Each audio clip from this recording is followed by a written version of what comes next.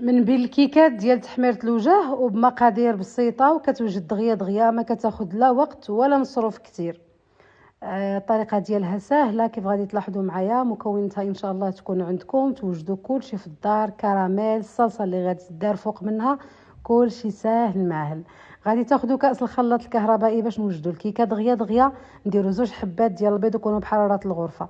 غادي نضيفوا عليهم 4 كاس ديال السكر، نقصوا السكر ديالو غير 4 كاس، انا درت نص جات حلوه. كاس ديال الزيت، كاس ديال الحليب بحراره الغرفه. ضروري مقبيصه ديال الملح ضفتها هنا، والسكر بنكهه الفانيلا راه ما بانش لكم، مع 2 اكياس ديال الكاكاو. المر هاد النوعيه صراحه جيده، كنت يلا جربتها زوينه بزاف. خلطت كلشي لمده ديال 3 دقائق، من بعد فرغته في هذا الاناء. وغادي نزيد عليه كاس ونص ديال الدقيق، بطبيعه الحال المغاربه 2 ديال المرات، مع 2 اكياس ديال الكاكاو المر. الخميره كل كيس فيه 7 غرامات، يعني 14 غرام. خلطوا كلشي ونديروه في قالب اللي دهنته بالزبده وحطيته في الكونجيلاتور، وغادي ندخلوا الفران لمده 30 حتى 35 دقيقه، النار غير تحت منه حتى كتشوفوه كيتنفخ وبدا كيطلع. شعلوا واحد شويه من الفوق. وهي كطيب كناخذوا نص كاس ديال السكر، كنديروه في واحد الكاسرول حتى كيرجع كراميل، خليو النار مهيله عليه. فاش كيبدا يذوب النصف هكا كنساعدوه بواحد لاسباتيل باش كيذوب كله، وكنزيدو كاس ما عامرش ديال الحليب يكون بحراره الغرفه بالتدريج. انا هذيك الملعقه اولا لاسباتيل كنلصق فيها الكراميل، غادي نحط في وسط منها هذيك لاسباتيل باش حتى هي كيذوب. الا شفتوا كاين تكتلات بحال خسر لكم الحليب، غير تما طحنوه وعادي وخلوه كيبرد مزيان مزيان. فاش كتخرجوا الكيكه وهي سخونه تقبوها، وهاد الصلصه بارده او لا العكس، غادي تحاولوا انكم تقبوها مزيان مزيان.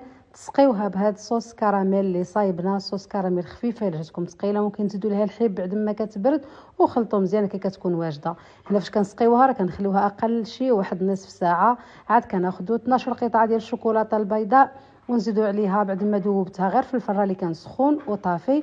زدت عليها علبه ديال كريم كراميل، وغادي نخلط كلشي. الكيكه بردات عندي مزيان، كنقلبها في طبق التقديم على الجهه المستويه باش كتجي كشكل ديالها والمنظر زوين.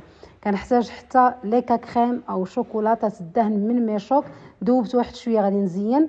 من بعد كلشي بارد هنايا غادي ننزل صلصه الكراميل اولا صلصه الشوكولا ودانيت كراميل.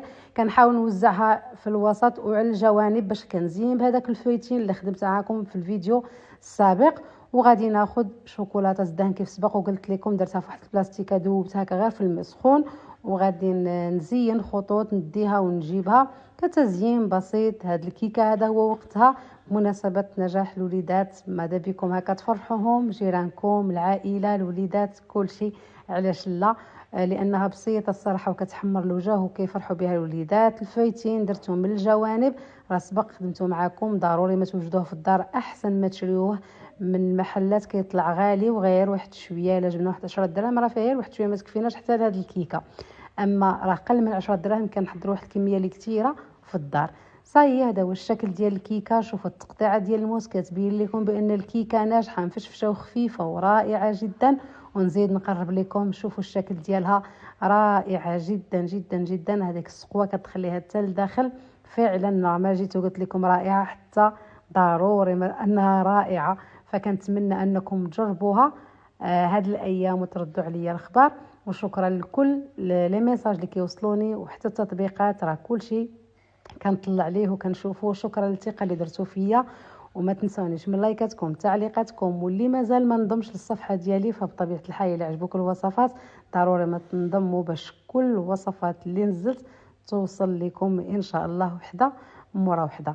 فكنتمنى حتى هاد الكيكه تجربوها.